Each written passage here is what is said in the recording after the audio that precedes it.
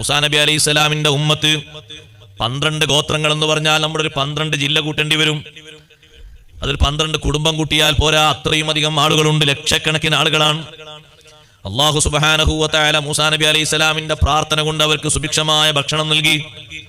നമ്മളൊക്കെ ഭക്ഷണം കഴിക്കാൻ രാവും പകലും അധ്വാനിക്കണം. അവർ കൈകഴുകി ഇരുന്നാൽ മതി, നല്ല കട്ടിത്തേനും കാടപ്പക്ഷിയും ഇങ്ങോട്ട് വരും. മുകളിൽ നിന്നങ്ങനെ വരികയാണ്, യാതൊരു സൈഡ് എഫക്റ്റും ഇല്ലാത്ത നല്ല ഭക്ഷണം കഴിച്ചു കൊടുത്താൽ മതി, ബാക്കി അങ്ങോട്ട് കയറിപ്പോകും. ബില്ലടക്കണ്ട, യാതൊരു പ്രശ്നവുമില്ല.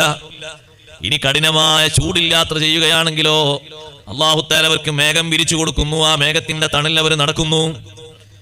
എന്നും തന്നെ ഒരിക്കൽ പോലും വൈദ്യുതി ഉണ്ടായോ ഇല്ലേ, നിലക്കാത്ത വെള്ളമാണ് അല്ലാഹുർക്ക് നൽകിയിരിക്കുന്നത്.